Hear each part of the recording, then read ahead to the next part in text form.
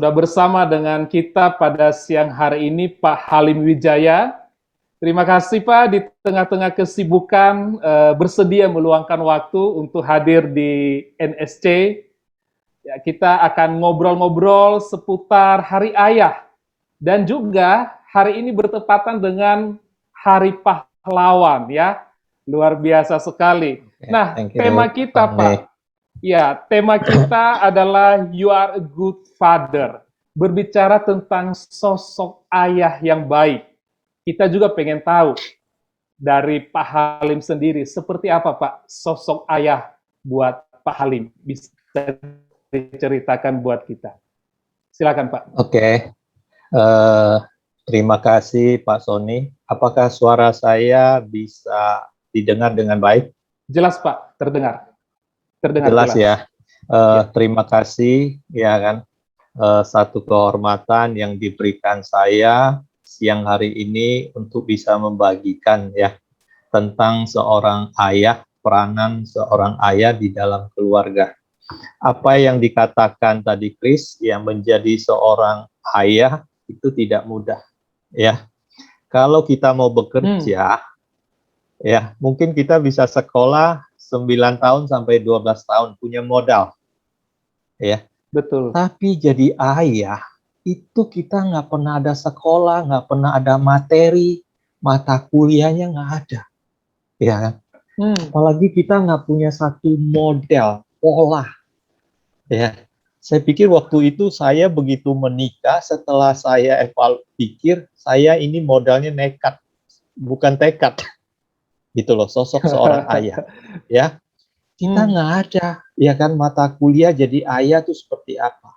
Ya mungkin kita lihat dari orang tua, background orang tua yang ngajar, ya kan. Cuman saya dapat pesan sama ibu saya, ya kan, ketika kamu, ya kan, di keluarga, ya kan, ketika kamu menikah, dia pesan satu kata, mungkin bahasa Mandarin dia bilang, Jia He Wan Se Sing. Artinya apa? Kamu harus ikut rumah tangga, harus rukun. Ketika kamu rukun, maka rezeki yang akan mencari kamu. Itu modalnya seperti itu. Tapi cara aplikasinya itu, cara mempraktekkan kita nggak paham. Ya, apalagi ketika kita satu dengan pasangan kita dengan latar belakang yang berbeda. Ya kan?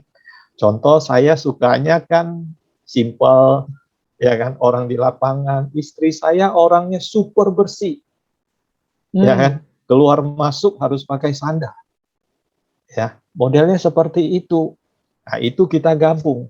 Kalau masuk rumah nggak cuci kaki bisa ibaratnya kiamat lokal. Harus cuci kaki dulu gitu loh. Itu kita belajar dari situ, ya. Dari situ, ya kan, sosok seorang ayah. Saya dikaruniai 2 anak. Satu yang pertama namanya Hanaria Wijaya, yang kedua namanya Hilton Wijaya. Ya. Di situ saya harus bergumul, mau cari siapa supaya saya punya mentor. Saya harus belajar pengalaman. Tapi saya nggak ketemu. Akhirnya saya belajar sama sang mentor, yaitu sama Tuhan. Ya, saya baca, saya ketemu satu ayat. Firman itu begitu ngomong, ya kan. Maka ia akan membuat hati bapak-bapak berbalik kepada anak-anak. Dan hati anak-anak kepada bapak-bapak. Supaya jangan aku datang memukul bumi. Sehingga musnah. Ayat ini ketika masuk saya kaget. Ada apa ini loh? Tuhan bicara begitu serius, ya kan? Di ayat perjanjian kita tahu dari perjanjian lama ketika awal Tuhan berbicara beranak bercucu, berbicara keluarga. Tapi di akhir ini juga Tuhan bicara tentang, Tuhan tekankan sangat jelas. Pasal yang terakhir, ayat terakhir, Tuhan jelaskan, tegaskan begitu tegas. Ya kan? Saya lihat, jadi kunci utama itu sama pesan dari amanah titipan ibu saya bahwa keluarga yang menjadi prioritas. Kamu mau cari karir, bisnis, pelayanan. Semua penting nggak penting, tapi harus ada yang satu prioritas. Inilah yang jadi materi saya, ya. Baik. Mulai cari polanya di situ, ya. Ya, ajar anak mulai baca firman awal-awal ya. Ya kan? Sudah itu mulai menceritakan firman ya dengan pola sendiri. Mungkin masih berantakan, kita nggak tahu. Ya, mungkin bisa dengan kekerasan tanpa sabar. Ya kan? Kita punya aktivitas kan, pekerjaan kan cukup banyak. Sita Betul. untuk memanage waktu ya. Nah, di situ pulang-pulang kalau anak kurang disiplin, istri lapor. Ya kan, kita harus panggil, harus cerita. Ya kan, kenapa dia nggak lakukan, nggak membagi waktu dengan baik. Ya, duduk di atas meja, mari kita bikin satu kesepakatan. Ya, mungkin saat itu saya pikir nggak ada feedback, anak itu masih kecil, masa usia SD, dia harus nurut saja.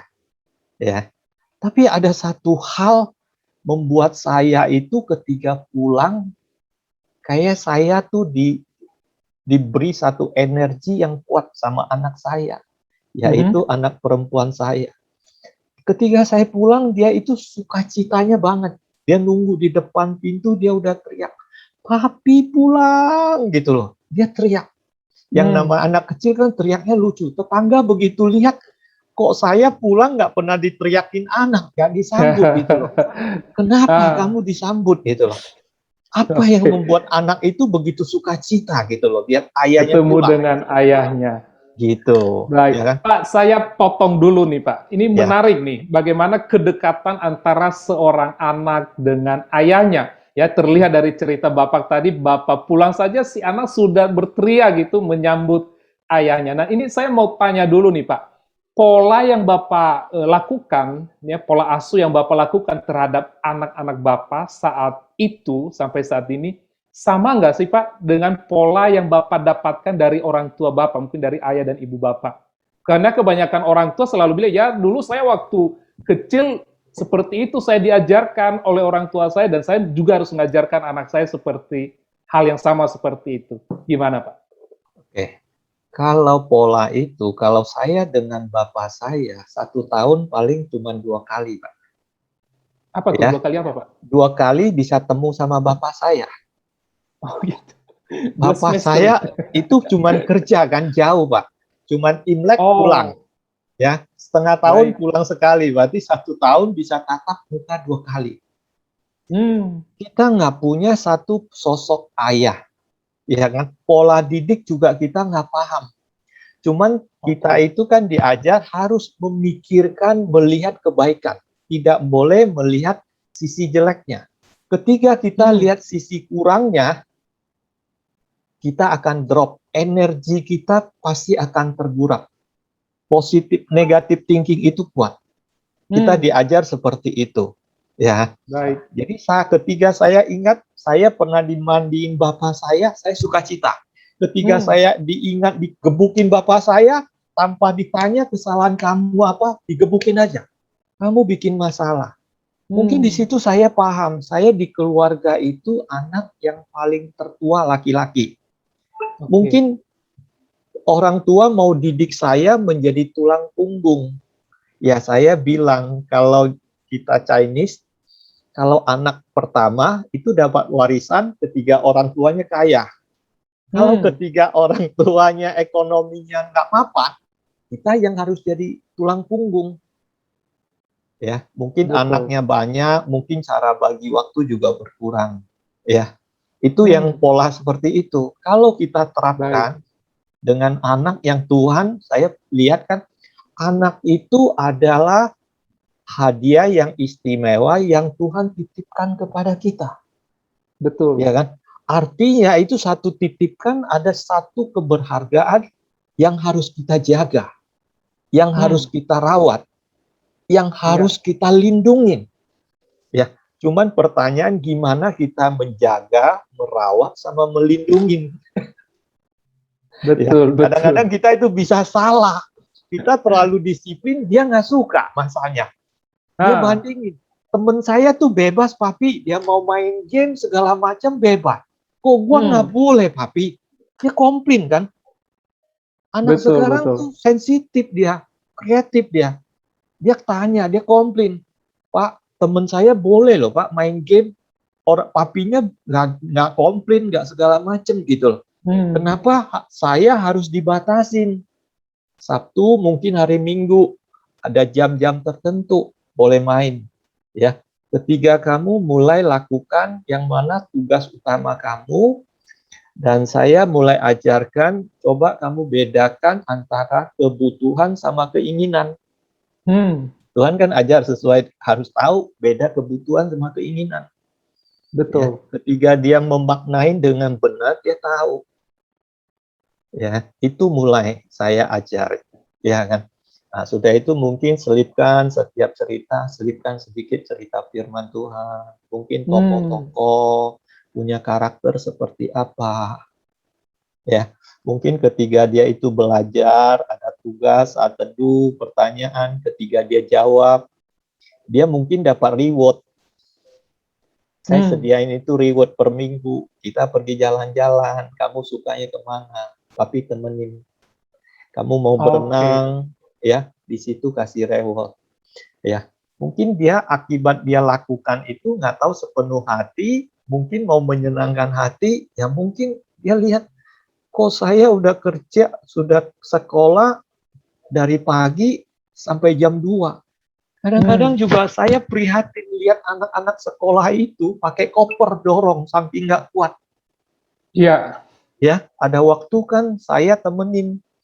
Jadi setiap saya temenin pasti saya kasih pertanyaan. Nah, menurut kamu kalau kamu sekolah diantarin papi sama mami sama supir, mana kamu lebih suka? Dia pikir sama papi dong. Ya.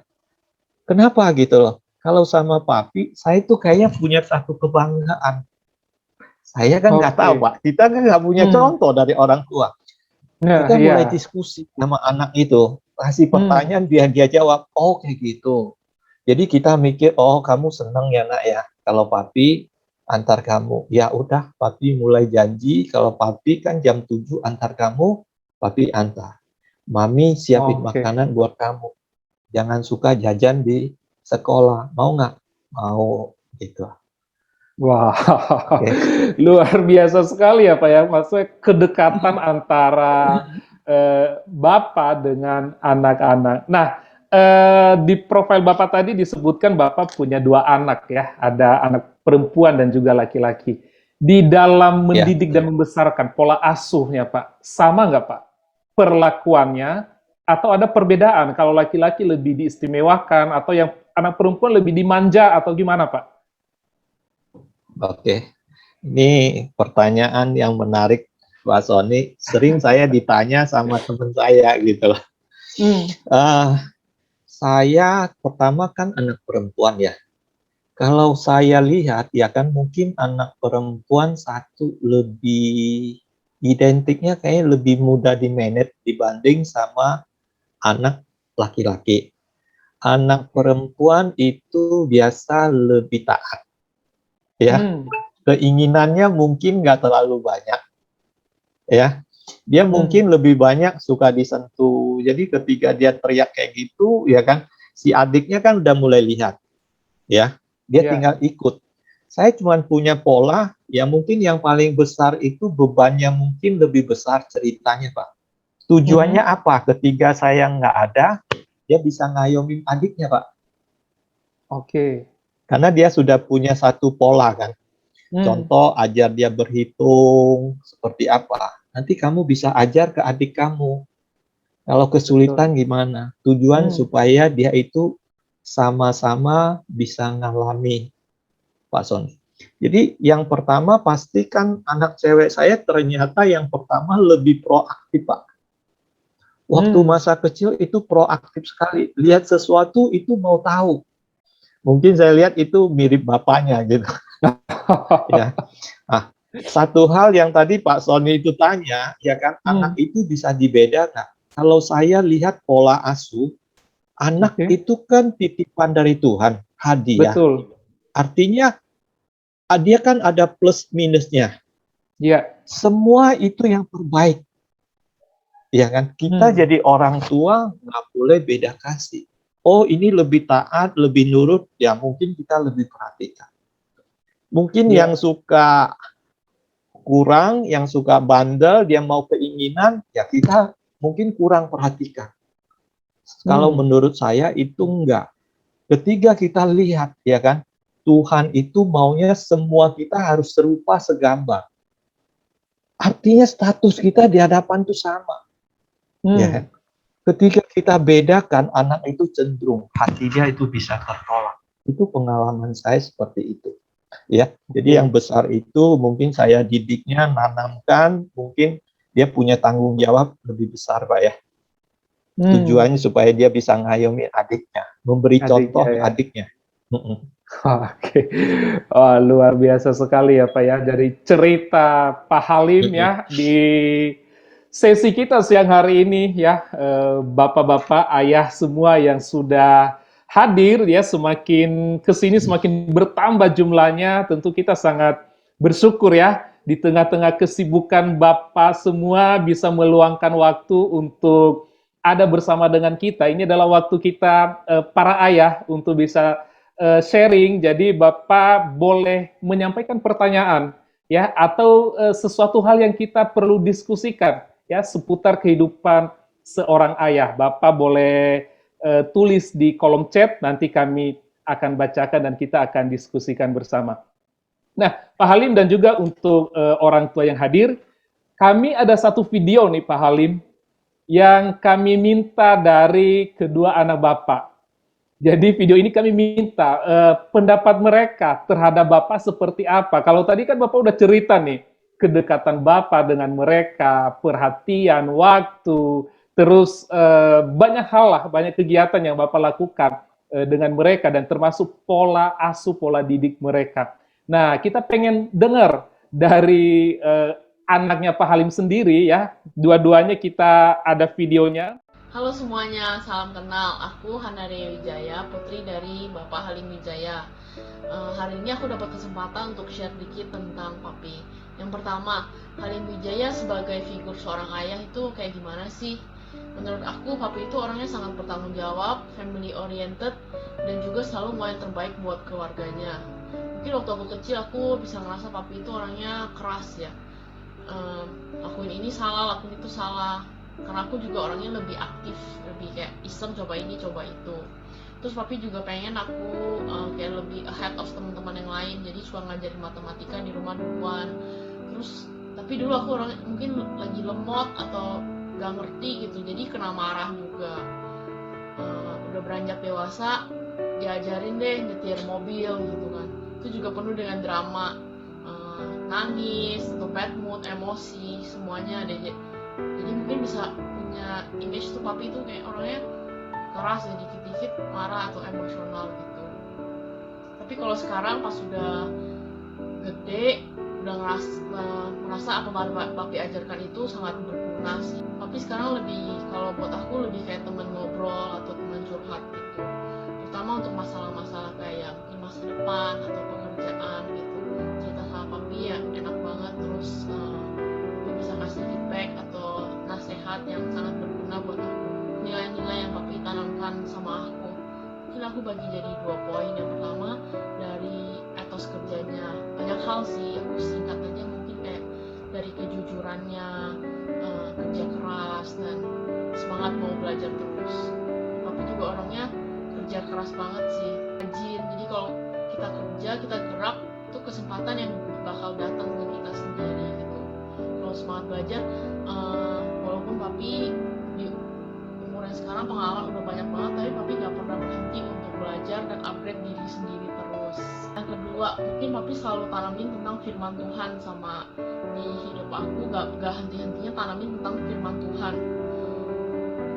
Dulu suka banget suruh pagi, renungan malam, renungan lagi. Ya selayaknya anak-anak dulu, kita rada males gitu ya. Jadi kayak baca itu sekedar formalitas aja, kayak karena disuruh papi, atau enggak papi dulu suka nanya, jadi biar kalau ditanya papi tahu jawabannya. Jadi baca firman itu cuma untuk formalitas. Mungkin juga karena hidup kita tuh dulu udah nyaman, maksudnya termasuk nyaman lah, nggak ada masalah-masalah besar apa, jadi kita kayak hidup itu belum ngalamin Tuhan secara pribadi gitu. Tapi sekarang pas aku udah kuliah keluar negeri sendiri, berasa banget sih nilai-nilai firman Tuhan yang ditanamkan papi itu sangat berguna dan jadi rema. Jadi kalau ada kena hal tertentu atau situasi tertentu, firman itu yang bisa muncul gitu. Soalnya kayak kalau kita ada pas kita ada kena masalah atau gimana, cuman Tuhan kan yang selalu 24 jam temenin kita gitu. Jadi firman Tuhan ini pas aku hidup sendiri, udah mandiri sendiri, jadi merasa bahwa Tuhan itulah tempat kita bersandar gitu. Benar-benar bisa ngalamin Tuhan secara pribadi.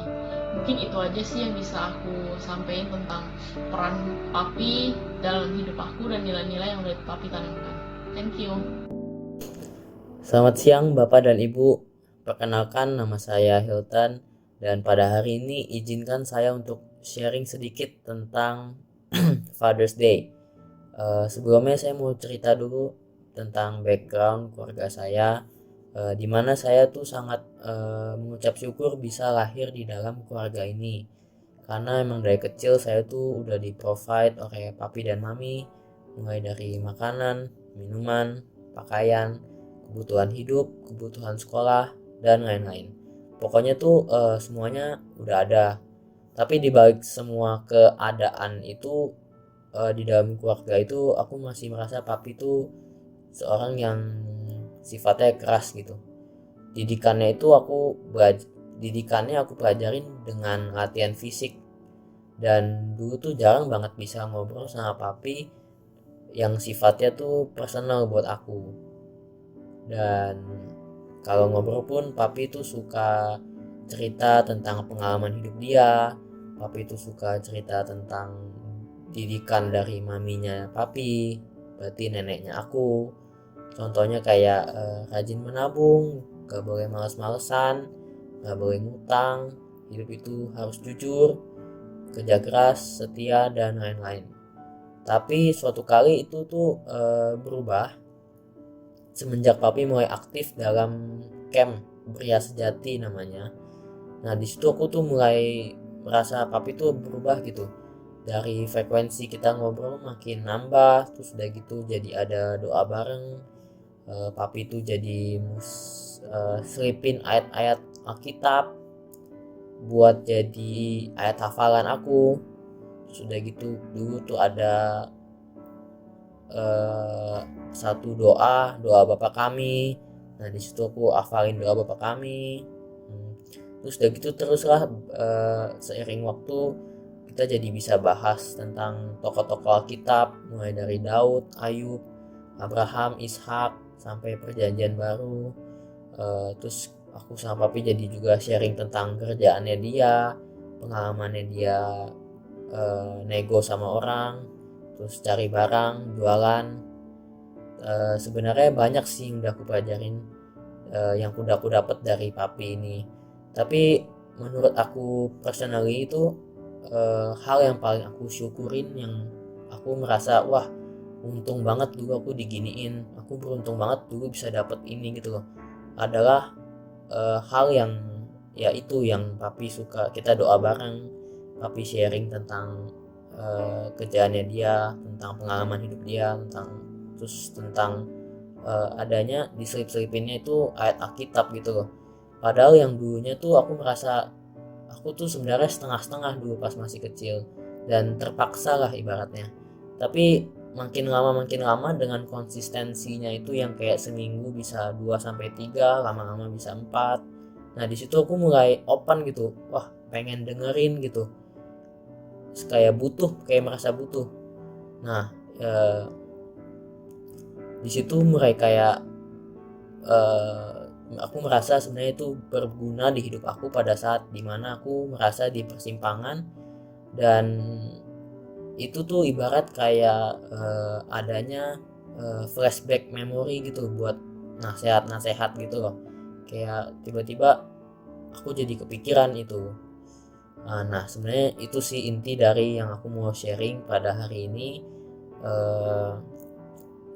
Jadi benih apa yang kalian taruh pada anak itu nggak akan kembali dengan sia-sia, itu udah pasti sih. Tapi Terlebih lagi jangan lupa, jangan cuman kasih benih ke anak, tapi coba praktekkan dalam kehidupan gitu loh. Soalnya anak itu lebih cepat meniru daripada mendengarkan gitu. Sekian, terima kasih. Semoga bermanfaat.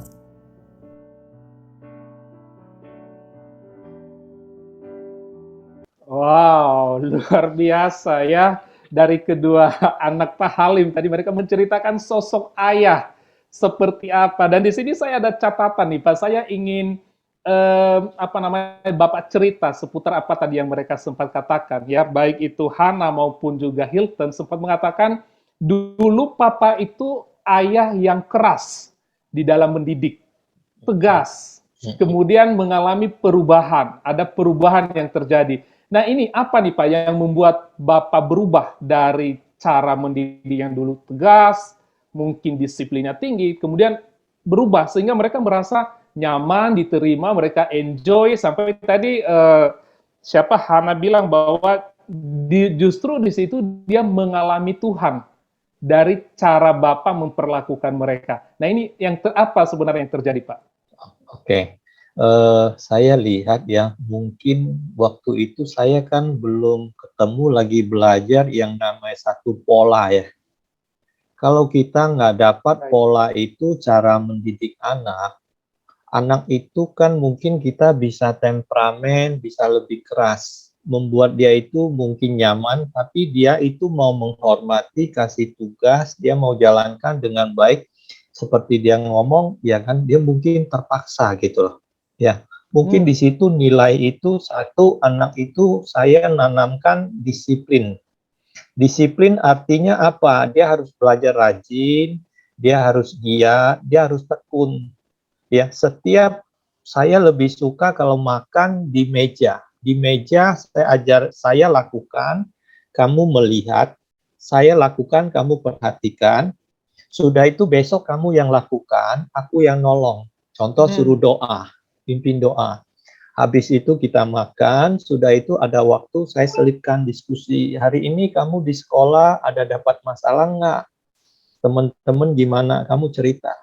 Seandainya kamu dapat masalah, apa yang kamu lakukan? Kamu kontak papi nggak bisa, miss kadang-kadang masih jauh.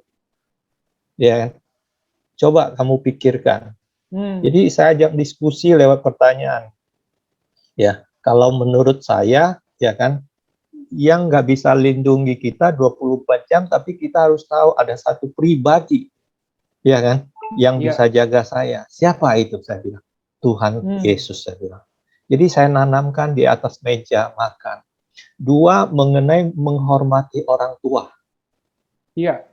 Ya, karena kita di bangsa di Asia ini dibanding sama yang di barat, ketika mereka udah 17 tahun saya lihat udah bebas. Tapi di Asia itu masih kental cara menghormati orang tua. Ya kan? Itu nilai-nilai itu tinggi. Jadi contoh hal-hal kecil sebelum makan panggil orang tua, ya kan? Orang tua kan bukan orang tua yang melahirkan kita. Guru kita, ya kan, pimpinan rohani kita, hamba Tuhan kita, itu kan orang tua juga. Bahkan bos kita, saya bilang. Ya kan, betul. Walaupun saya nggak kerja, tapi dia didik saya, tapi saya juga harus menghormati dia. Minimal saya pernah numpang nasib di tempat mereka. Betul. Ya kan? Nah, disitulah muncul namanya mengucap syukur dan menghormati orang tua.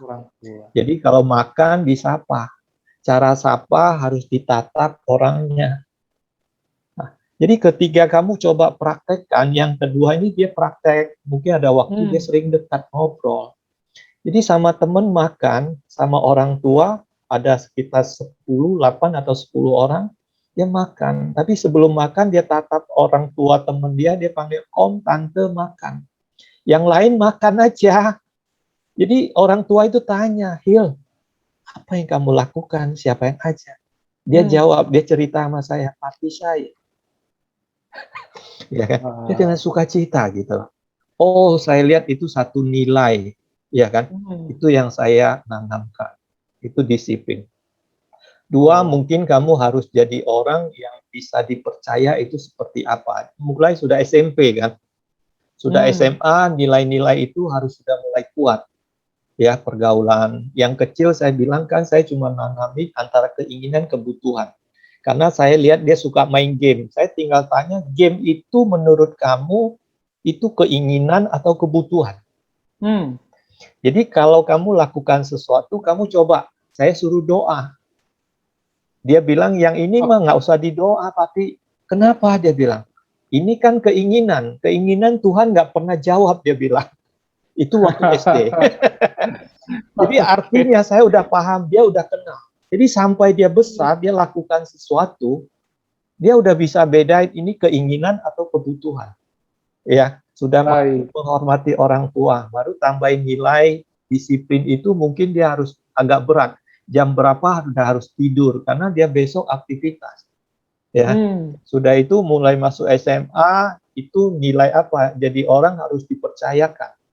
Dapat dipercaya artinya kamu harus jujur, punya karakter yang bagus, akhlak yang bagus. Kalau kompeten itu kamu tinggal belajar, nggak terlalu susah. Yang karakter itu yang susah saya bilang, nggak mudah. Tapi kalau karakter kamu bagus, kamu punya kompetennya bagus, pengetahuannya sudah ada, nanti kamu dapat kepercayaan deh saya bilang. Itu datang sendiri. Ya kan? Itu seperti nilai-nilai seperti itu. Ya kan? Nah, contoh mereka kan sudah sampai SMA, punya masalah, dia langsung telepon. Orang pertama saya mungkin dia udah sharing. Tapi saya hadapin ini gimana? Ya kan? Contoh mungkin disiplin lagi Pak Sony, kayak bangun pagi kan dia punya ranjang, spray, hal-hal kecil itu saya suruh dia lipat. Ngapain ada pembantu, dia bilang. Kenapa kamu bisa ngomong gitu, Il? Karena teman saya gitu Pak. Ya udah jangan bahas teman kamu. Dia ngomong seperti itu, saya kata-kata itu kan saya dapat kamu temukan di mana kan? Saat kira Bapak Papi nggak pernah ngajar kan, kata-kata itu muncul. Ngapain Papi? Kan ada pembantu. Iya. Oh, saya bilang, saya tanya, kata-kata itu kamu temukan di mana? Teman saya harus cuci. Ya, pembantu bukannya harus dia kerja itu semua. Kamu bisa kamu rapikan. Makan selesai piring rapikan. Ya, bila perlu kamu cuci hal kecil, nyapu, nggak apa-apa saya bilang. Ya kan? Pasti berguna. Dia nggak bisa kan, dia lihat papi gua ini keras banget di sini. Tapi ketika dia masuk kuliah, ya kan? Ketika dia kuliah ke luar negeri, dia baru tahu ilmu itu. Ya kan? Berguna bagi dia. Dia bisa urus pakaian sendiri, kamarnya dia bisa urus rapi, lemari pakaian dia bisa susun dengan rapi. Saya kan harus kontrol. Saya ke sana, saya kontrol. Pola makannya gimana, tempat dia gimana. Ya dia sudah saya lihat. Begitu dia tanya sama saya, menurut Papi gimana ini? Oke nggak ya? Udah oke. Jadi memang ini apa yang menarik ya Pak, maksudnya dari kecil itu Bapak sudah tidak hanya sekedar memberitahukan beresin ini itu, tapi Bapak terjun langsung gitu ya, mempraktekkan seperti ini loh untuk beresin ini. Akhirnya mereka melihat contoh itu dan mereka melakukan itu. Wah luar biasa sekali. Jadi kita nggak boleh kita cuma hanya kata, kita harus praktekkan cara lipatnya gimana, kasih dia lihat. Cara gosok baju gimana. Ya, cara ngepel gimana? Ya, saya kaget satu kata dia ngomong, ada pembantu ngapain kita harus kerja? Saya langsung tanya kan, kamu dapat dari mana kata itu gitu. Nah, dia ngomong apa yang kita lihat kita tiru. Benar-benar seperti stone ya Pak ya di situ. Tapi dia lihat. Iya. Baik, wah luar biasa ya. Jadi ya. Baik Pak Halim, ini semakin menarik nih ya, dan juga orang tua semakin bertambah jumlahnya. Ya, saya mengucapkan selamat bergabung di acara talkshow kita pada siang hari ini, bapak-bapak semua. Dan juga ada Kak Ani Pangela ya, sudah hadir bersama dengan kita sebagai Ketua Yayasan Nafiri Anak Indonesia. Terima kasih Kak Ani sudah meluangkan waktu untuk hadir bersama dengan kita. Baik, luar biasa sekali. Pak, saya ingin mengutip dari tadi apa yang Bapak sempat katakan bahwa sebagai orang tua memberikan contoh teladan yang baik bagi anak-anak. Artinya kita saya melihat dari tadi Bapak cerita anak-anak begitu aman, begitu nyaman dekat dengan Bapak. Ya, sampai tadi sudah SMA, dia ada masalah, yang dicari pertama adalah Bapak. Biasanya yang dicari itu teman dekat, Pak. Kalau anak-anak remaja biasanya begitu nyari teman dekat, saya chat gitu ya, siapa temannya gitu. Tapi di sini yang dicari pertama adalah Bapak ketika dia ada masalah gitu. Artinya saya melihat bahwa anak-anak dibesarkan dengan cara yang seperti Bapak lakukan, mereka merasa aman, nyaman, dekat dengan Bapak. Ya, dekat dengan orang tua. Sementara di luar sana, Pak, ya di luar sana kita bisa melihat bagaimana anak-anak tidak nyaman ketika lama-lama di rumah. Ya, kenapa? Banyak merasa, aduh, ada bapak saya, ada emak saya di rumah, ngoceh-ngoceh, ntar marah-marah, saya bikin salah, ntar saya diteriakin. Sehingga mereka berpikir saya lebih aman di luar rumah, ke rumah teman, nongkrong di kafe, atau ngapain gitu, dia merasa lebih diterima. Gitu, Pak. Dan apa yang Bapak ceritakan tadi membuat saya berpikir bahwa memang anak itu butuh yang namanya rasa aman untuk ada bersama dengan orang tuanya. Nah, ini gimana nih Pak, dengan banyak anak-anak remaja di luar sana yang masih merasa nggak nyaman karena orang tua, kehadiran orang tua, khususnya ayah. Karena memang kalau kelihatan memang sosok ayah itu tegas. Ya, belum lagi dengan nada suara yang mungkin keras, kencang, sehingga anak merasa, aduh, ya gitu ya, udah takut duluan. Ini gimana nih Pak Halim? Ya, mungkin thank you loh Pak Sony. Dulu mungkin kita lihat kan tegas dan keras kan. Tapi sekarang itu kan udah pola dia itu kan lama. Saya pikir kan lembut tapi keras. Lembut ya. Tapi keras. Keras ya. Supaya gimana maksudnya itu, Pak? Maksudnya buat dia itu nyaman.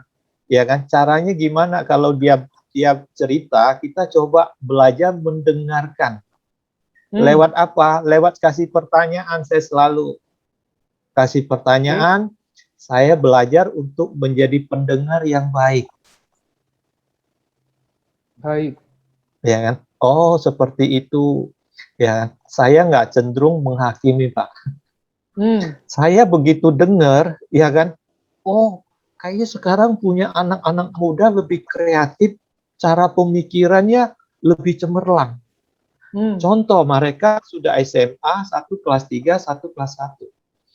Saya punya usaha, si furniture, satu saya mau vakum, karena saya lari ke kontraktor. Ya, saya sharing sama anak, Papi, Hana, Hilton saya panggil, kita diskusi. Papi udah kerja, ini punya workshop dua, satu yang pekerjaan partikel sama furniture, yang bahan plywood. Papi mau vakumkan. Ya, menurut kalian gimana? Yang cewek tanya langsung, Papi udah doa belum?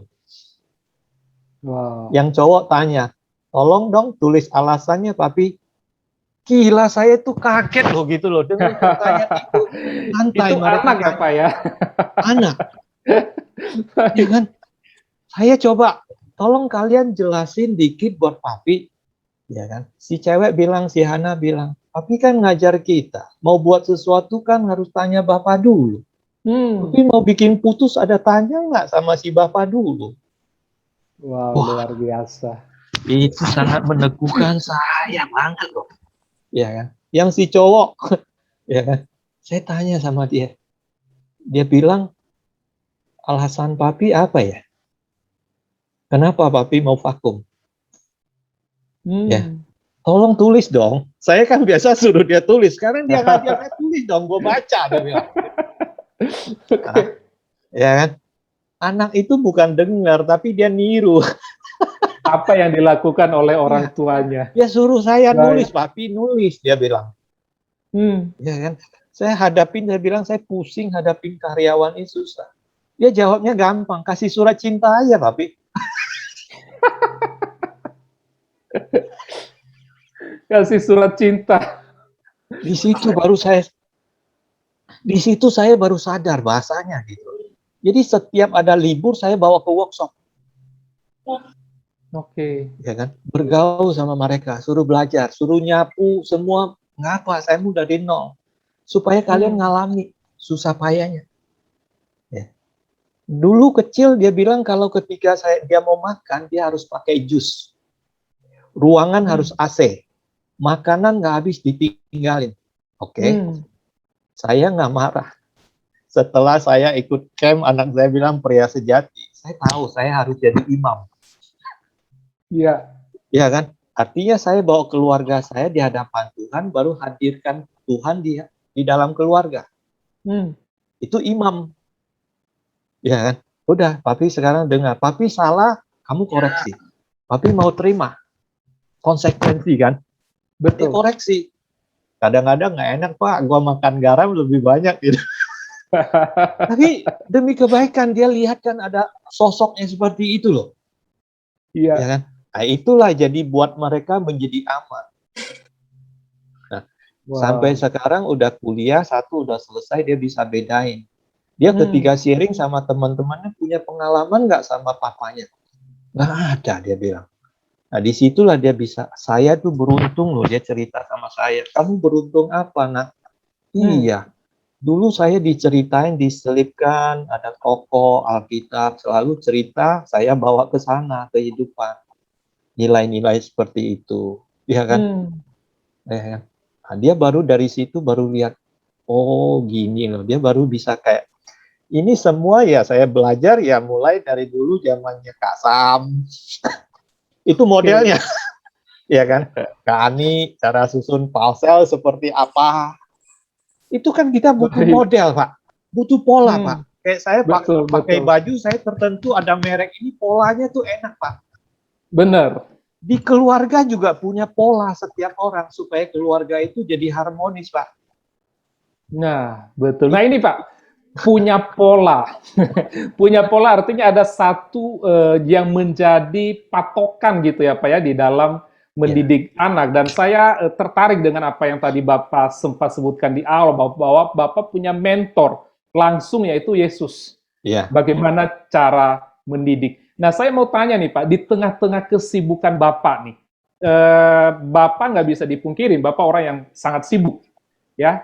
Tadi Bapak sempat cerita ada beberapa usaha yang Bapak kelola, dan belum lagi, ya Pak Halim ini adalah seorang mentor. Dia mementor cukup banyak orang yang dimentoring oleh beliau. Bagaimana Bapak mengatur waktu Pak, di tengah-tengah kesibukan pekerjaan, mentoring orang lain, bantu orang lain, harus berbagi waktu dengan keluarga di rumah, dengan anak-anak, dengan istri. Bagaimana Pak caranya untuk membagi waktu? Bagi waktu itu saya kan pendidik. Saya punya pendidikan itu kan setara dengan SLTA, Pak. Nggak kuliah, Pak. Ya. Baik. Tapi saya itu suka amati, tiru, modifikasi, Pak. Wow, luar biasa. Ya. Jadi cara belajar tuh instan, Pak. Jadi punya teman yang manajemen gimana, saya ibarat kendaraan perusahaan sudah satu gerbang, mau tambah satu gerbang baru, gimana cara manage-nya. Ya kan? Nah, saya diskusi, ada waktu, saya panggil, saya tinggal bikin pertanyaan, Pak. Jadi mereka itu belajar mungkin ilmunya 10 tahun, kayak karyawan saya jadi arsitek, mungkin bagian interior, ya sipil, dia kerja mungkin 4 tahun sekolah, pengalaman 3 tahun, ketika saya ngobrol sama dia kan 2 jam, Pak, lewat pertanyaan. Ilmu dia itu kan saya sedot semua itu, Pak. Wow. Si A, si B itu kan ke saya semua itu, Pak. Ya, itulah jadi satu pola, Pak. Ya kan? Pola sesuai saya punya kebutuhan. Jadi disitulah saya bikin manajemennya, Pak. ya kan, mungkin ada waktu, ya kan, buat keluarga. Karena ketika saya nentukan prioritas hidup saya di karir saya, di bisnis saya, di pelayanan saya, atau di keluarga saya. Jadi saya udah putuskan, ya kan, uang itu bukan segala-galanya, itu titipan, Pak. Ya, jadi keluarga jadi utama. Jadi saya ambil satu contoh kayak gini, Pak. Ini remote AC, Pak. Saya mau matikan, saya mau setting, ini remote sebenarnya di tangan saya, Pak. Betul. Ketika kita ada satu ketetapan hati, saya percaya kita ngobrol sama Roh Kudus pimpin, pasti dia memberi satu kekuatan dan hikmat itu, Pak. Ya, itu seperti itu gitu loh.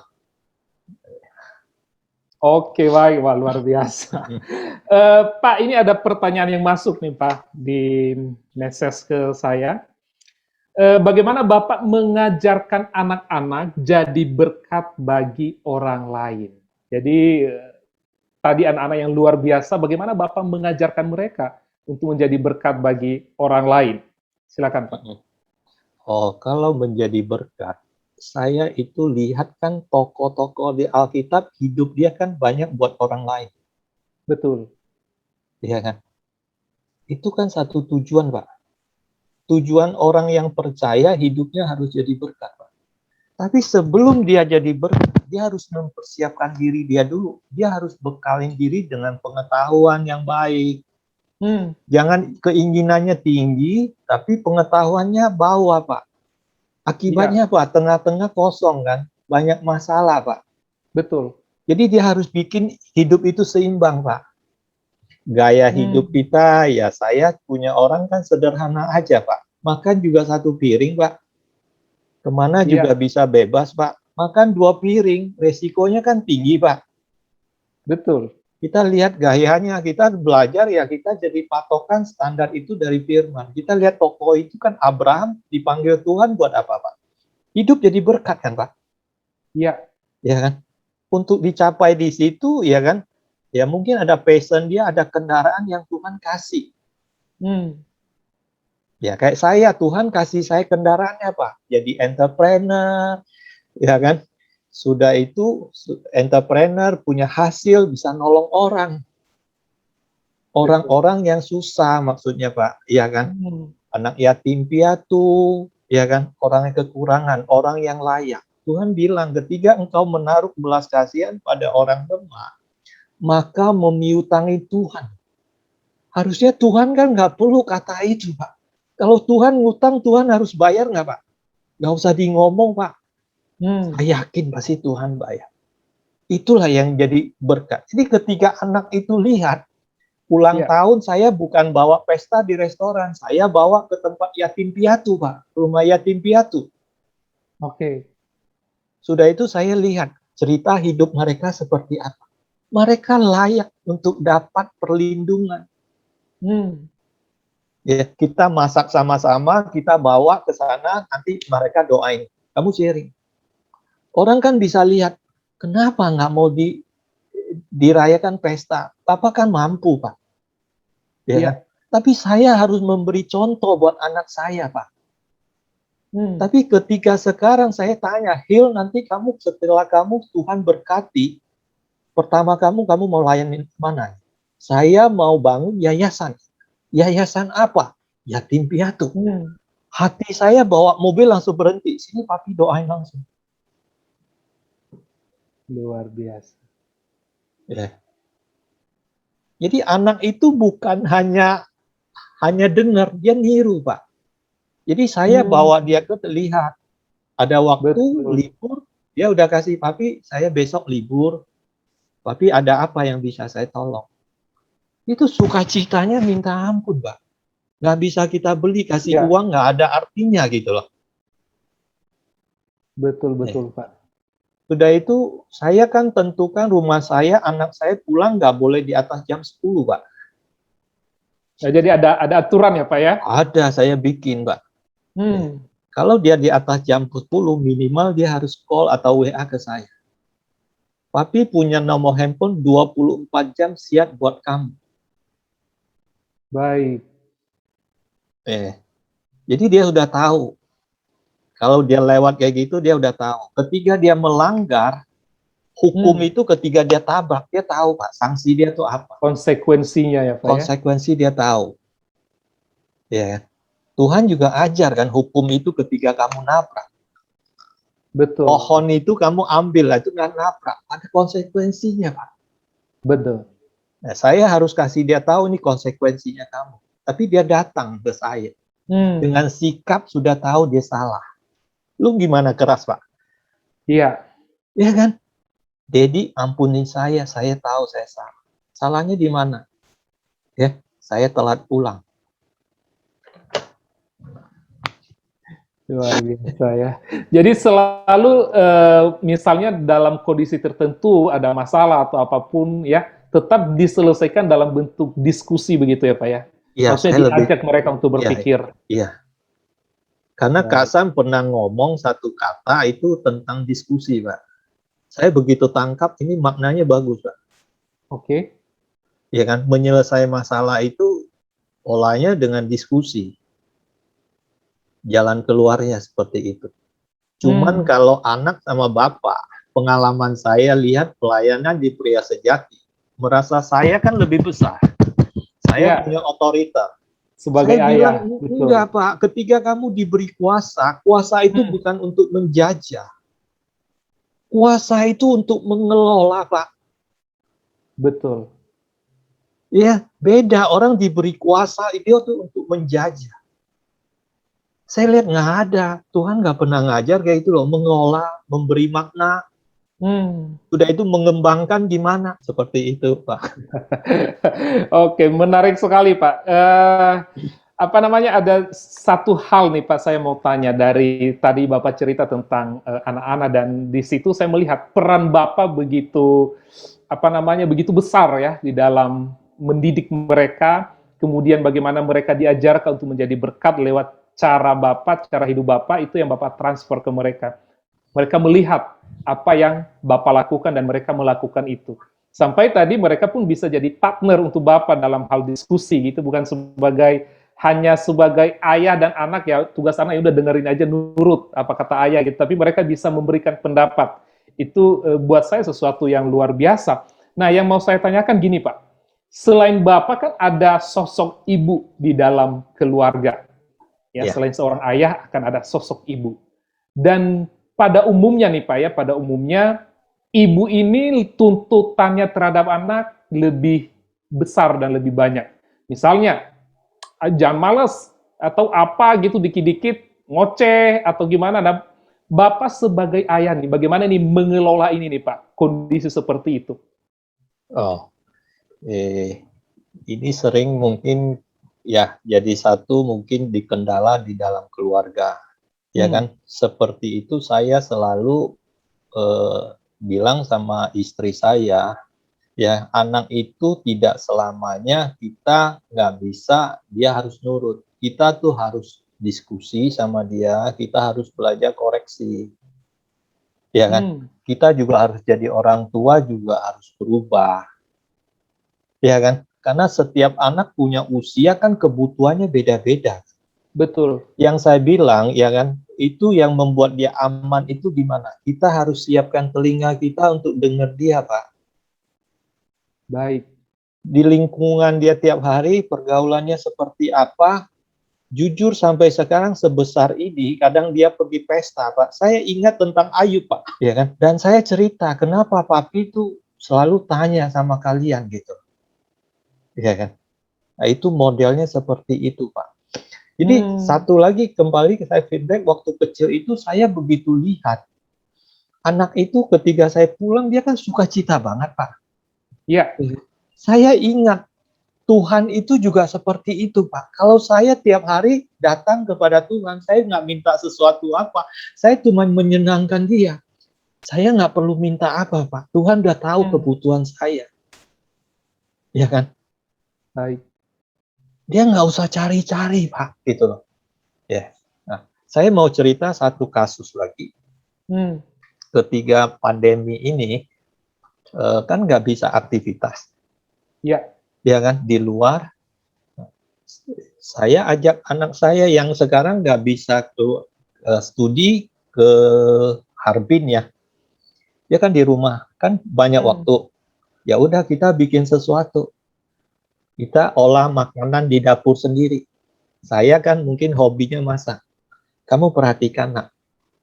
Kamu perhatikan, saya lakukan. Sudah itu kamu yang nolong.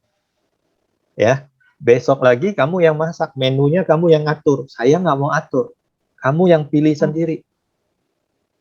Ya. Sudah itu saya yang nolong kamu. Saya jadi asisten. Tukang kupas, tukang bersih-bersih saya.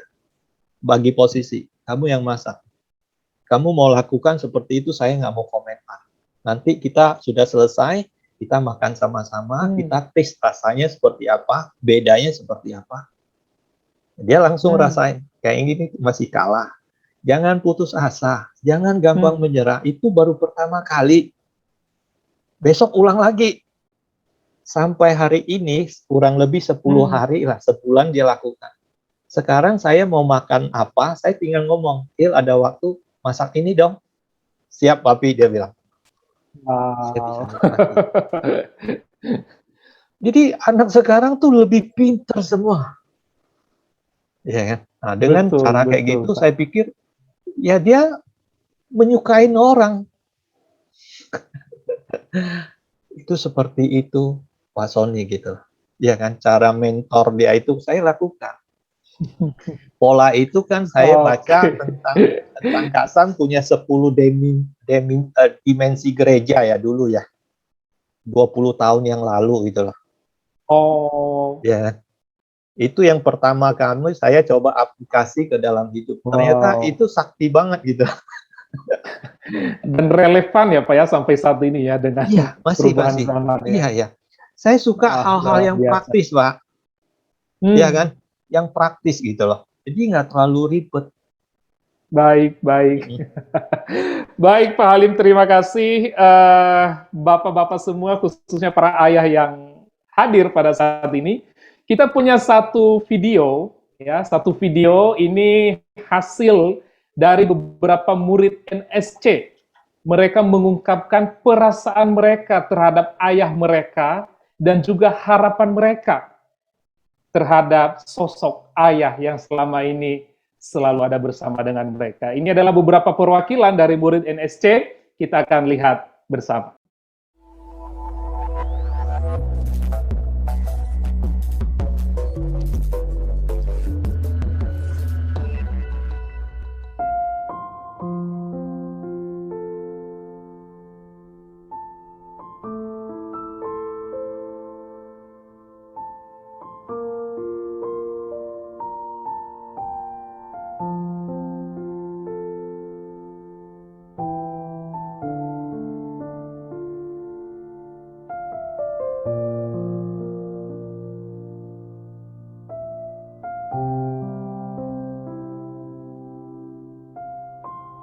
Sosok ayah di hidup aku, he's a born leader. He can lead a church and a family.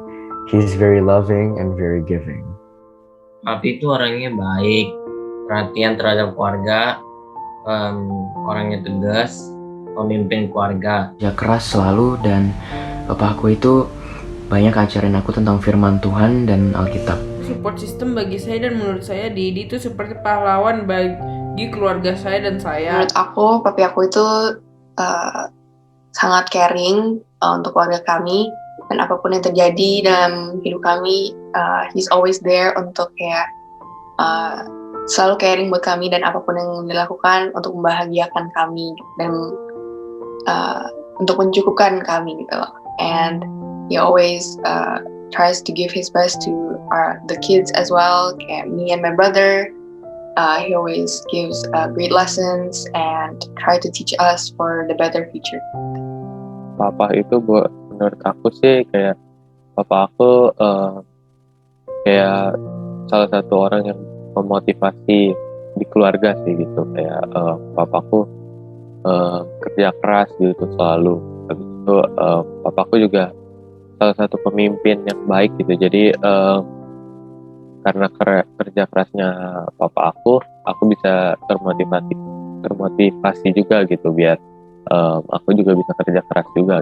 Buat aku, Papa adalah sosok malaikat yang baik hati, yang selalu sabar, yang selalu peduli sama orang,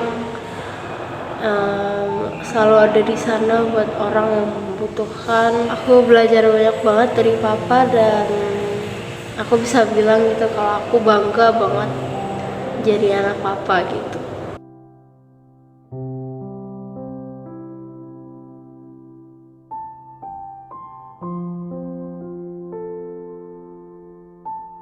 Harapan aku sih buat papa aku sih kayak biar kita tuh lebih dekat aja gitu, biar kita sering ngobrol. Kedepannya saya mau supaya ayah saya bisa kasih lebih banyak waktu lagi kepada anak-anak dan serta termasuk saya juga sih. Harapan saya agar dia menjadi sukses dan masa tuanya bahagia.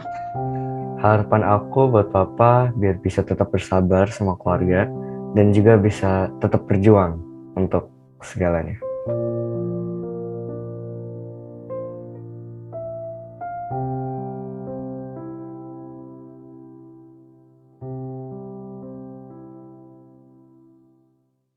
Kita boleh kasih tepuk tangan Pak semua. Luar biasa sekali, sangat mengharukan ya.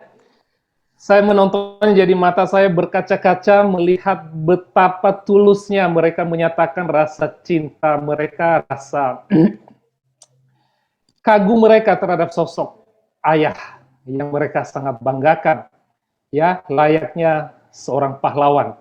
Ya, dan bertepatan memang hari ini adalah hari pahlawan, ya, setiap ayah adalah pahlawan bagi keluarga, bagi anak-anak.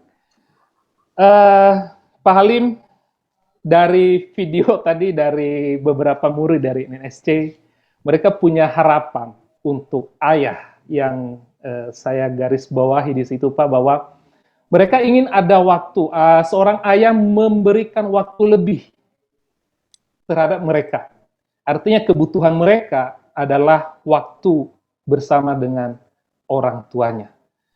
Kalau kita lihat kondisi saat ini Pak, di tengah-tengah pandemi, ya begitu banyak kesibukan, ya bisa dikatakan sekalipun mungkin orang tua masih bekerja di rumah, namun pekerjaan begitu banyak yang mesti dipikirkan, sehingga kadang-kadang kita sebagai ayah pun sudah terbagi-bagi bekerja dan juga untuk keluarga. Seberapa penting sih Pak menurut Bapak ini waktu ini buat anak-anak, sampai mereka sangat butuh itu, mereka nggak butuh yang lain, mereka butuh waktu ayahnya, butuh waktu bersama dengan ayahnya. Gimana Pak? Silakan. Ya, saya tadi katakan ya yang mana kita harus tentukan prioritasnya Pak. Ya kan? Kita harus bisa maknakan Pak. Anak itu sebagai apa Pak? Kalau kita bisa maknakan dengan benar, pasti kita bisa respon dengan benar. Seperti saya bilang, ya kan, itu kan keputusan seperti kita pegang remote yang di tangan, Pak. Ya, ketika saya mau putuskan ambil waktu, ya kan, saya dengan anak lebih berharga, ya mungkin saya punya aktivitas yang lebih padat, mungkin saya bisa kurangin, Pak. Ya kan, saya lihat ini kan investasi masa depannya, Pak. Ya kan, ternyata ketika saya dengar dia itu butuhnya apa? Ya, jadi waktu itu ya kita isi dengan sesuatu yang lebih kualitas lah Pak. Kalau saya lihat Pak ya, yang tadi saya bilang kan kita bisa cerita firman Tuhan di mana. Itu satu yang mungkin dia bisa pegangan masa depan dia itu kuat ketika dia hadapi masalah. Ya kan? Orang yang kuat dia bisa lihat sebuah sejarah. Ya kan? Apalagi tokoh itu hadapi masalah, kenapa dia bisa bangkit? Saya katakan ketika dia hadapi masalah lebih besar, pasti Tuhan sudah siapkan sesuatu lebih besar. Jadi sepenting itu ya Pak ya, waktu bagi anak-anak, waktu bersama dengan orang tua. Dan dari penjelasan Bapak tadi pun saya melihat bahwa Bapak selalu memberikan waktu untuk anak-anak, selalu menyediakan waktu. Sekalipun memang Bapak punya banyak kesibukan, ya, di dalam pekerjaan, usaha, bisnis dan semuanya itu. Namun apa namanya? Bapak lebih memilih untuk memberikan nilai-nilai kehidupan itu sebagai, bisa dikatakan apakah itu sebagai warisan untuk anak-anak selain mempersiapkan misalnya harta, uang atau apapun itu. Nah, banyak orang tua, banyak juga yang berpikir begini Pak, bahwa ya saya sebagai ayah, tugas saya adalah bekerja, mencukupkan kebutuhan keluarga. Misalnya untuk biaya anak-anak sekolah, sehingga nggak ada waktu lagi untuk anak-anak, untuk ngobrol, untuk bermain bersama. Nah, ini bagaimana nih Pak? Sebenarnya warisan yang terpenting sebagai ayah yang kita perlu berikan kepada anak-anak itu harusnya seperti apa Pak? Warisan itu kalau saya lihat itu kan ada warisan rohani, ada warisan jasmani Pak ya. Iya. Ibarat kalau saya kan hobinya beternak ayam Pak ya. Ya, ada orang beternak ayam kan hanya kasih dia makan Pak. Betul. Ya, saya beternak ayam suruh dia yang cari makan buat saya Pak. Suruh dia harus belajar ceker Pak. Ya, ada orang urus anak, ya saya kasih kayak memelihara. Istri saya kan suka hobi tanam bunga Pak. Ya. Ada tanam bunga, ambil, taruh di air, taruh di rumah. Satu lagi, tanam di halaman, di tanah. Ya, kalau tanam di air, kalau kita rawat di anak, yang penting dia punya kebutuhan cukup, tanam di vas bunga, di dalam rumah, dia kan nggak bisa bergerak. Cara menceker, cara cari makanan gimana Pak? Tapi kalau dia tanam di luar, di tanah, dia kan harus berusaha. Itu pilihan kita. Ya, ketika saya putuskan ini adalah hadiah istimewa Tuhan berikan kepada saya, itu titipan. Saya punya tanggung jawab itu cukup besar Pak. Iya. Iya kan? Ya, membuat dia harus tahu, ya kan, yang paling utama itu yaitu dia punya satu hubungan pribadi, harus tahu dia punya tujuan hidup, dia punya identitas diri. Ya, dia harus kenalin. Sekarang sudah bekerja, sudah bikin usaha, dia mau jadi entrepreneur, saya bikin contoh. Sudah itu kamu yang lakukan. Ya, mulai dari hal kecil. Polanya seperti apa? Yang pengalaman Papi lakukan, pola itu jadi pemula punya entrepreneur, ini stepnya nih, skema. Polanya seperti ini. Sekarang mereka coba lakukan. Saya lakukan, dia perhatikan. Saya lakukan, dia tolong. Nah, sekarang dia lakukan, saya nolong. Setelah itu dia lakukan, saya tinggal lihat. Artinya dia udah bisa. Contoh yang besar itu, saya bilang, kamu coba belajar, setelah kuliah selesai, kamu mau bikin apa? Dia bikin konsep. Jadi tour sama bisnis. Jadi po-weather. Jadi saya begitu lihat, ini saya tinggal diskusi. Ya udah, ini udah bagus, kamu tinggal jalanin. Di China. Ya, sudah itu dia report ke saya terus Pak. Ya, yang kedua masa pandemi, dia kuliah, waktu bersama saya pikir kan banyak waktu saya harus ajar sesuatu. Saya ajar dia itu bisnis ayam sama telur Pak, mulai dari hal kecil. Ya, di rumah dia bisa aktivitas, udah cara potong ayam seperti apa, belanya seperti apa, jualnya di online. Ya. Ketika ibunya nggak ada yang bantu, dia dapat orderan kurang lebih 30 ekor. Ya, terima. Dia lakukan, saya nggak tahu. Dia nggak bicara sama saya. Jam 4 pagi dia sudah lakukan. Keluarkan ayam di frozen, sudah itu ditiup sama angin 45 menit, ya sudah itu bisa potong, dia potong. Cara potong itu harus ada caranya juga, polanya. Ya. Saya nggak ngerti. Setelah saya bangun, dia pulang. Dia di kamar, panggil saya. Papi, saya udah siapin makanan buat Papi, rebus telur 3,5 mateng, nasi remus. Saya kaget kan. Kapan kamu lakukan? Dia cerita. Saya ketika lihat dia cerita dia udah potong ayam 30 ekor, jam 7 sudah kirim kasih orang.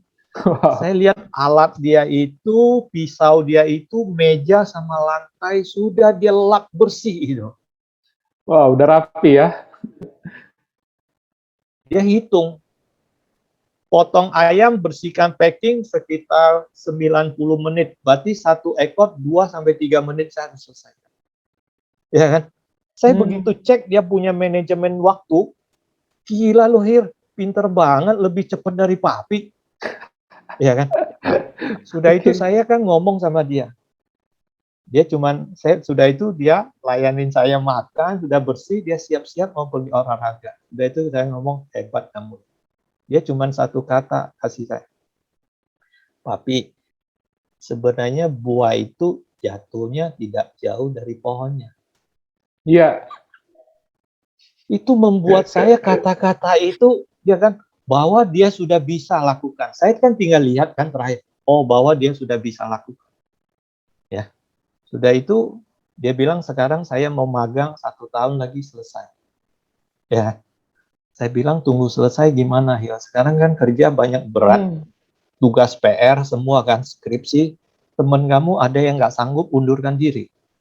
Ya, nggak apa, teman saya bisa ajar dia. Saya mau supaya saya bisa langkah lebih cepat ke depan 1 tahun persiapan. Ketika saya lulus, saya nggak mulai dari nol, Papi. Kata-kata itu, waduh, saya bilang ya kan, itu luar biasa. Nah, setelah mereka seperti ini kan saya harus cerita satu warisan. Iya kan? Iya. Nah, dia kan tahu Papi punya aset, punya properti di mana, semua dia tahu. Iya kan? Saya bilang itu semua titipan loh ya. Bukan punya Papi. Ya kan? Jadi antara rezeki sama sama titipan itu beda. Dia kan mulanya kan mikir apa bedanya itu loh. Ya saya harus cerita. Ya. Contoh sekarang Papi dipercayain orang uang 100 miliar kalau bangun hotel. Uang 100 miliar itu bukan Papi punya. Itu namanya titipan. Ya. Yang nama rezeki apa? Papi dikasih gaji mungkin 100 juta. Itu hak Papi. Papi bisa pakai. Tapi yang ini nggak bisa saya suka-suka. Itu titipan. Iya. Ya. Nah, sama si perempuan, sama si laki-laki, saya cerita. Papi satu hari ini buat kalian. Ini bukan milik kalian. Ini titipan. Dia kaget. Ya, kamu harus bisa mulai bedakan. Itu bagian kita. Ya kan? Itu warisan.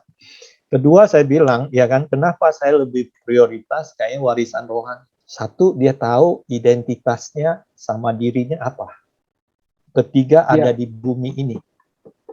Apa yang lambu-lambu dia boleh tabrak, apa yang nggak boleh dia tabrak. Itulah yang jadi berkat. Kedua, dia ketika hadapin setiap masalah, dia harus tahu cara memaknai supaya nggak salah langkah. Iya. Ya. Ketiga, dia harus tahu, mungkin dia tahu tujuan dia hidup ini secara personil itu seperti apa. Secara spesifik dia apa. Kan Tuhan ciptakan manusia itu kan punya blueprint ya, saya lihat ya. Setiap orang kan unik, beda-beda. Kamu harus temukan sendiri, ya kan. Kalau kamu tahu, ya kan, kamu hidupnya seperti ikan, saya bilang. Nggak ikut arus. Arusnya salah, kamu bisa lawan. Ya mungkin ini satu warisan ini seperti ini yang harus kamu pegang. Ya, kamu kembangkan sendiri dengan metode kamu sendiri. Ya kan? Mungkin Papi juga lebih berkurang kan. Yang tadi ada 2 hal lagi. Jadi saya pikir sekarang punya orang tua sama zaman dulu kan beda. Selain jadi mentoring, apa yang harus kita bisa? Kita harus bisa jadi konseling. Jadi saya ada ambil kuliah kurang lebih 2 tahunan, Pak. Itu belajarnya itu kayak radiator panas. Ya kan? Tujuannya apa? Saya ditanya kan sama dosen, kamu mau kuliah buat apa? Saya bilang, saya mau berobat jalan lah, minimal. Kita kan nggak tahu, kita kan harus direkonstruksi kan. Iya. Setelah saya belajar, saya tahu mulai paham. Minimal saya buat diri saya. Sekarang saya begitu ngomong sama orang, oh udah tahu, oh dia punya perilaku ini, udah nangkap konsep. Yang hal 3 gimana? Kita harus bisa coaching, Mbak. Setuju. Ya? Lewat pertanyaan aja biar dia ngomong, dia asik, dia curcol gitu. Jadi benar kata Kak Ani, 3 hal ini yang perlu seorang guru harus tahu. Dia bilang, waduh saya bilang ini PR-nya cukup berat. Benar Pak. Aduh. Jadi ketika kita tahu makin asik gitu. Jadi fungsi kita sebagai ayah pun berubah ya gitu ya Pak ya, sebagai mentor, ya, coaching dan juga sebagai konselor untuk anak. Iya. Wah, luar biasa. Dan saya jadi ini juga loh Pak, maksudnya dari cara Bapak memperlakukan anak-anak, mendidik mereka, ya, dengan cara yang sangat luar biasa. Jadi mengingatkan saya juga tentang moto NSC Pak. Touch the heart, teach the mind. Menyentuh hati. Sentuh hatinya, baru berikan nilai-nilai edukasi supaya lebih mudah untuk masuk. Dan apa yang Bapak ceritakan tadi, saya jadi melihat, wow, luar biasa sekali ya ketika kita sebagai ayah ya melakukan peran kita dengan baik, dengan bijaksana, dan benar, Bapak sudah bisa menikmati buahnya gitu dari apa yang Bapak sudah kerjakan mungkin puluhan tahun yang lalu Bapak sudah memulainya. Baik, nah silakan bagi para ayah yang ada di sini mungkin ada pertanyaan-pertanyaan atau ada hal yang mau disampaikan, yang mau di-sharingkan buat kita, boleh ya, boleh silakan. Mungkin ditulis di chat atau raise hand aja juga boleh ya, karena kita masih ada waktu untuk ngobrol-ngobrol. Silakan. Nah, sambil menunggu Pak Halim, ada satu hal yang mau saya tanyakan lagi, Pak, mengenai warisan tadi. Ini menarik nih, warisan. Orang kalau sudah berbicara warisan, sudah terbayang nilai nominal rupiah, berapa ratus juta, miliar, atau perusahaan, berapa banyak rumah gitu ya. Sehingga tidak jarang kita dengar, Pak, orang bisa rebutan, bisa, bahkan ada yang sampai bunuh-bunuhan, gara-gara warisan. Nah, sementara Bapak tadi mengatakan bahwa warisan yang paling tepat untuk kita berikan adalah nilai-nilai kebenaran kepada anak-anak. Nah, apakah warisan yang satu ini, Pak, uang deposito, itu nggak terlalu penting atau gimana, Pak? Itu kan titipan Tuhan, Pak, yang tadi saya cerita, Pak Sony ya. Ya. Ya, saya kasih perumpamaan kalau orang titip uang kan 100M. Betul. Itu titipan, Pak, bukan milik saya, Pak. Ya kan? Tapi di situ kan saya punya gaji, Pak. Ya. Ya kan? Saya punya gaji. Artinya saya punya rezeki. Jadi beda antara rezeki sama warisan ya. Kita kan konteksnya kan uang ya. Ya, begitu ya kan? Yang ini punya kalian kan tahu datanya. Ya kan? Ini nanti kalau papi udah nggak ada, sudah waktunya papi kan dipanggil Tuhan. Ya. Ya. Ini siapa yang akan terusin warisan ini? Titipan dari Tuhan. Ya, kalianlah jadi pengelola. Ya, bukan penjajah. Kalau jajah kan ribut. Saya mau ambil lebih banyak. Itu kan ribut. Jadi ketika kita tanamkan nilai itu dia tahu, Pak. Firman Tuhan saya pikir ya kan. Semakin banyak itu mungkin bukan semakin dia itu menikmati, ya kan? Jangan sampai kita terjebak dengan hal-hal gitu. Pikiran kita ganggu, fisik kita terganggu. Yang paling besar kan di pikiran kita, rasa memiliki itu, Pak. Kalau kita nggak bisa lepas. Jadi harus kita nikmati itu, Pak Sony. Menikmati ya, Pak ya? Iya. Baik. Baik, di sini ada satu pertanyaan, Pak, yang masuk dari orang tua murid. Pak, bagaimana caranya ya, sebagai orang tua, ini sudah pertengahan jalan katanya Pak, ini sudah pertengahan jalan di dalam mendidik anak. Kemudian kita sadar nih, ada cara yang salah nih yang sudah kita lakukan. Bagaimana cara memperbaikinya? Apakah bisa atau kita kembali ke titik nol? Silakan. Menarik sekali ya. Ketiga, mungkin kita sadar, satu, kita harus kenalin kita sadar bahwa kita didik itu salah. Ya, seperti saya pakai pola saya ini buat anak nggak harmonis ini. Ya, nah, artinya kita kan mau dengar. Ya, kita kan ketika kita itu, tadi saya bilang kita harus maknain. Ketika kita maknain benar, respon kita benar. Kalau saya, kan anak saya kan dulu bilang saya itu kan keras. Ya, setelah saya pikir-pikir, saya ada salahnya juga loh Pak. Ya contoh anak saya mau main game, tetangga kan main semua, temen-temennya main, papi, temen semua main. Saya perhatikan, dia tuh sambil lihat kayak gitu kan. Hati saya kan nggak tega gitu loh. Masa kamu nggak mampu beli game 1 juta? Ya kan? Nah, saya bilang sama dia gitu loh, anak saya. Ya udah, nah kamu kan dulu kan punya tabungan. Ya kan? Nah, sekarang papi kasih uang 50-50 gimana? Ya kan? Masa harus kayak gitu kan nego? Suruh dia doa, dia nggak mau, dia bilang bukan itu.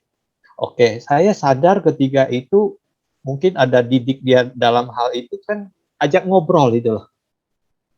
Ya mungkin dia ingat saya punya kesalahan buat dia apa. Ya kan? Mungkin dulu saya pernah pukul anak saya tuh yang cewek sekali, yang cowok sekali, karena saya diajarkan tongkat didikan.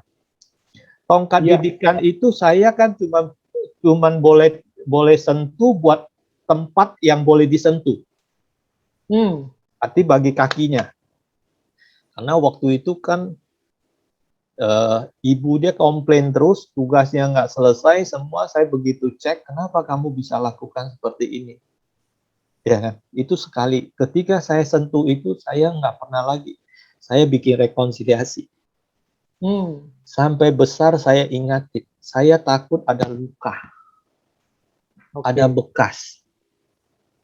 Ya kan? Siapa yang bisa sembuhkan?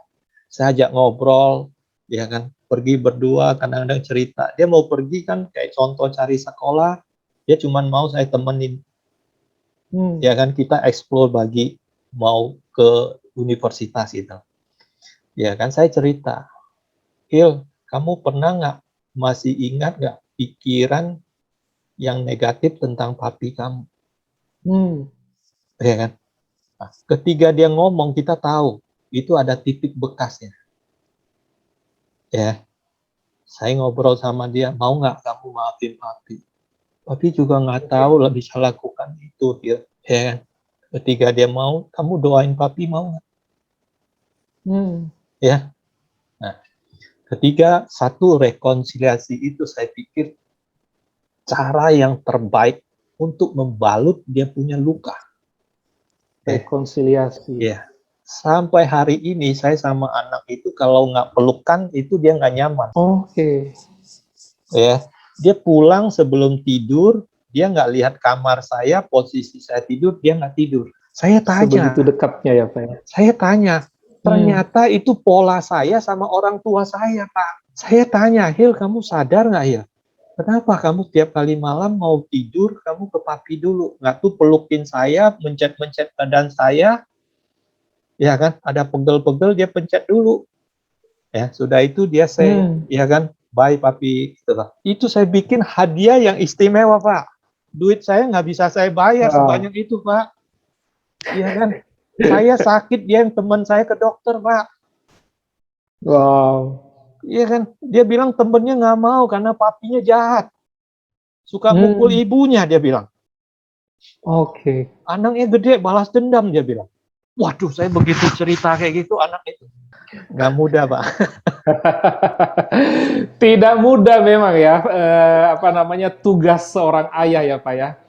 Tidak semudah kita membayangkan di dalam cerita film atau sinetron yang begitu manis, namun perlu perjuangan. Yang tadi Pak Halim cerita, perlu perjuangan dan kerja keras. Pak, ini jadi pertanyaan terakhir ya. Bapak dan Ibu kalau masih ada, silakan, ini ada satu lagi nih Pak, pertanyaannya. Pak Halim, kalau saya punya anak usia masih kecil, SD, tapi dididik oleh oma opanya. Jadi peran oma opa lebih besar nih, Pak. Nah, jadi apa yang mesti dilakukan? Apakah dibiarkan di sana saja ke oma opanya atau anak ini lebih bagus dididik oleh orang tua, ayah dan ibunya? Silakan, Pak. Oke, ini pertanyaan bagus juga ya. Kalau Ternyata saya ada pribadi, perbedaan ya, Pak ya? iya, Perbedaan pola asuh di sini ya? iya. Kalau nenek itu sama sekarang itu kan perbedaan usianya kan pola asuh terlalu jauh. Iya. Ya, pada umumnya saya lihat papa saya kalau sama anak saya, dia selalu lebih condong menuruti apa keinginannya. Kita harus seleksi, ya. Apakah orang tua kita orangnya cukup bijaksana? Ada orang kan yang penting dia mau sesuatu dia kasih. Nilainya seperti apa dia nggak memikirkan. Ya. Jadi yang paling utama yaitu kita yang tahu kebutuhan anak kita. Baik. Ya kan? Kita yang nanamkan nilai-nilai hidup dia, Pak. Ya. Kita yang punya pola kan, Pak. Betul. Harus orang tua ya, Pak ya? Iya. Jadi kita tahu polanya yang kita tuh mau seperti apa. Ibarat kita nanam pohon kan. 10 tahun pohon ini mau seperti apa kita sudah punya bayangan. Kita yang tahu, betul. Iya. Banyak pohon sudah 10 tahun dia nggak hasilkan buah. Karena kalau polanya salah seperti itu, Pak. Iya, iya, betul. Saya banyak nanam pohon, Pak. Ini pohon kelompok ini bagus, ini kurang, ini jelek. Baik. Jadi kesimpulannya adalah lebih tepat ya Pak ya, kalau memang orang tua yang mengasuh dengan pola yang benar. Baik, baik. Sebelum nanti kita sudah nggak ada pertanyaan yang masuk, saya juga minta respon ya atau pendapat dari Kak Ani Pangela hadir bersama dengan kita. Kak, silakan sampaikan sepatah dua kata untuk Hari Ayah dan Hari Pahlawan. Silakan, Kak. Ya, selamat siang kepada bapak-bapak yang tercinta, yang terhormat juga. Jadi mungkin satu hal yang saya ingin ungkapkan adalah education is relationship. Jadi pendidikan adalah sebuah hubungan ya, bicara hubungan. Tadi yang Pak Halim sampaikan adalah bagaimana hubungan antara ayah dengan anak. Peranan ayah kepada anak itu lewat hubungan, baik di dalam komunikasi, caranya berdiskusi semua ya, dan bisa peluk dan sebagainya. Itu luar biasa ya, bahkan rekonsiliasi ya yang dilakukan. Dan yang saya lihat dari apa yang sudah diuraikan oleh Pak Halim adalah Pak Halim mau berubah ya. Seperti tadi sudah diungkapkan oleh anak-anak mereka bahwa dulunya seperti ini dan sekarang begini, papi seperti ini ya. Luar biasa bukan? Dan saya ketika dalam perjalanan kemarin saya sudah kenal Pak Halim jauh dan sudah lama ya. Sebab itu ketika saya mendengar bagaimana beliau mendidik anaknya yang remaja dan menjadi seorang pemuda ya, dari kecil baru anaknya kemudian akhirnya sekarang sudah pada lulus dan melanjutkan pendidikan di luar biasa. Dan saya melihat caranya Pak Halim untuk berdiskusi itu perlu dicontoh ya, itu bagus gitu ya, kita bisa ambil cara-caranya yang luar biasa gitu ya. Lalu kemudian saya melihat para ayah di sini yang sudah hadir, ada yang saya sudah kenal, ada yang belum saya kenal ya. Jadi memang perjuangan ayah atau peranan ayah itu sangat besar dan tidak mudah ya. Jadi maafkan kalau para ibu ya atau istri masih belum bisa, saya mewakili para ibu dan para istri yang belum mungkin bisa mendukung ataupun ada hal-hal yang masih belum bisa pas gitu ya di dalam membangun, melakukan proses berkeluarga dan sebagainya. Minta maaf ya untuk hal itu. Jadi memang kami semua, para ibu dan istri-istri ini harus mendukung para ayah ya untuk bisa berfungsi dengan benar-benar prima gitu ya, maksimal seperti itu ya.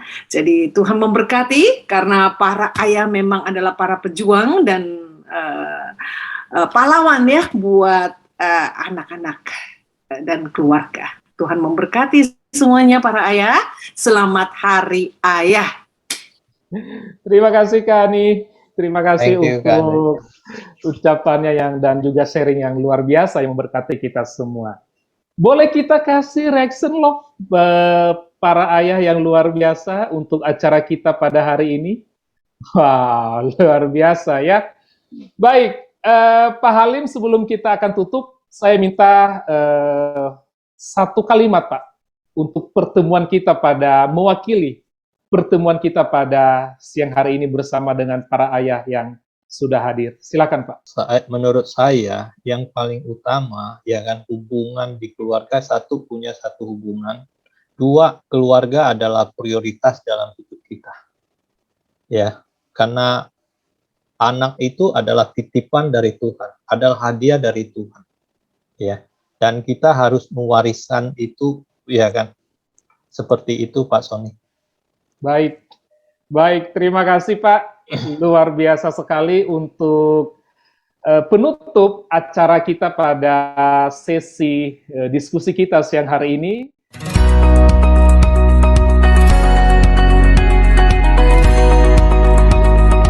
Berkati sekali dengan cara bagaimana mendidik anak sampai dia dewasa. Karena terus terang seperti yang Pak Halim jalankan, kurang lebih mirip-mirip ya dengan kita yang jalankan saat ini ya. Contohnya seperti hal simpel ya, seperti waktu makan. Waktu makan, setiap anak saya, dia selalu kalau duduk di meja makan, dia selalu mau makan sebelum dibilang, papi, mami makan, nai makan, ii, kuku makan, semuanya dia bilang makan. Padahal sejujur, saya dari dulu tidak diajarkan seperti itu sama orang tua saya.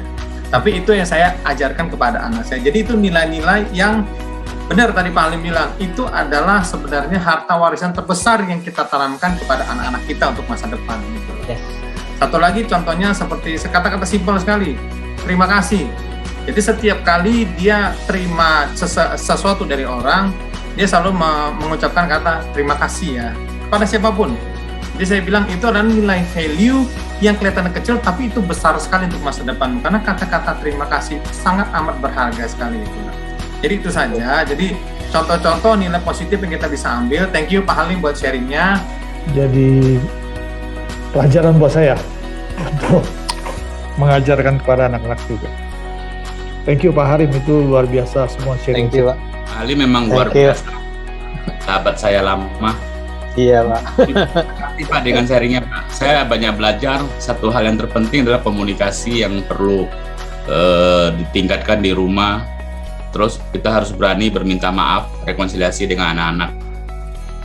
Ya, itu warisan-warisan yang kita harus berikan yang terbaik. Dari Pak Halim ya, dari Pak Halim semuanya saya dapat. Sebagai satu tambahan sih, kalau saya lebih yang saya bilang katakan saya lebih ke anak tuh lebih demokrasi gitu. Jadi seringkali dulu kalau kita bicara sama orang tua kita, pasti anak kecil jangan banyak bicara ya, ini urusan orang tua. Nah sekarang ini kan eranya udah berbeda ya kan, saya lebih memakai demokrasi sama ke negara kita gitu ya. Jadi saya lebih senang berdebat dengan anak saya, debatnya yang debat yang secara logika gitu. Jadi kalau kayak gurunya Takia, Mr. Gideon di sini, kalau sampai Takia terlalu banyak nanya atau banyak pakai logika, itu karena dia sering saya ajak berdebat untuk membuka pikirannya. Nah terkadang kita nggak tahu gitu keinginan anak kita, ya kan? Sampai titiknya kita menemukan ya seperti kalau Pak Halim bilang tadi adalah rekonsiliasi. Kalau saya lebih pakai secara demokrasi, jadi tuh anak lebih banyak mau terbuka sama kita. keinginannya, apa yang dia pengen capai, apa yang menjadi karakternya itu anak baru terlihat gitu. Di mana dia marah, di mana dia senang, di mana dia sedih, itu kelihatan ketika dia mampu untuk kita ajak berbicara. Kami merasa bahwa di sini kami nggak hanya anak-anak kami yang dididik, tapi kami juga terus diingatin, terus dibantu untuk menjadi seorang tua yang menjadi saluran berkat untuk anak-anak kami. Dan hari ini yang sangat menyentuh saya adalah pada saat kami harus meminta maaf. Itu bukan hal yang mudah kalau buat saya pribadi ya. Tapi hari ini saya diingatkan lagi, tadi Pak Halim bilang, ya kalau misalnya ibarat hati itu kayu yang dipaku, meskipun pakunya dicabut, tapi lukanya kan tetap ada. Dan itu kita jadi, ya kita butuh waktu dan tenaga lagi untuk mengobati luka itu gitu ya. Jadi kayak bangsa Israel yang harusnya cuma berapa minggu, jadi 40 tahun kan repot juga. Tapi ya itu, ya diingatkan lagi bahwa manusia memang lemah, tapi Tuhan memampukan. Dan ya gak mudah ya untuk mendapatkan hati seorang anak, seperti yang udah dicontohkan sama Pak Halim tadi gitu. Tapi itu adalah suatu berkat kalau kita bisa sampai punya relasi yang sebaik itu sama anak kita, kita mendapatkan kepercayaan yang sebegitu besarnya. Itu jadi terima kasih banget buat hari ini karena saya mendapat anugerah dan berkat. Pembelajarannya sangat bagus ya, terutama komunikasi dengan anak ya. Jadi kalau saya secara pribadi dulu memang diajar dengan orang tua itu kan dengan keras. Ya, tapi di generasi sekarang ini nggak bisa seperti itu. Ya. Dan seperti juga Pak Halim bilang, warisan apa yang harus kita wariskan kepada anak.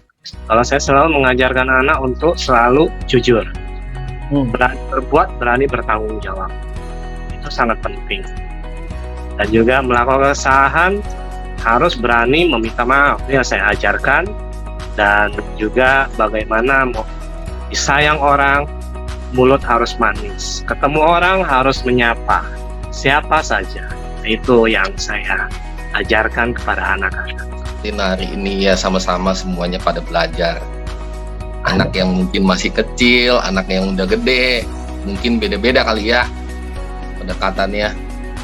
Tadi siapa tuh yang bilang komunikasi dengan anak tuh demokrasi? Ya kita tanya apa maunya dia, yang bisa kita kasih ya kita kasih, kalau kita nggak bisa kasih ya kita kasih alasannya kenapa. Terima kasih semuanya pelajaran hari ini.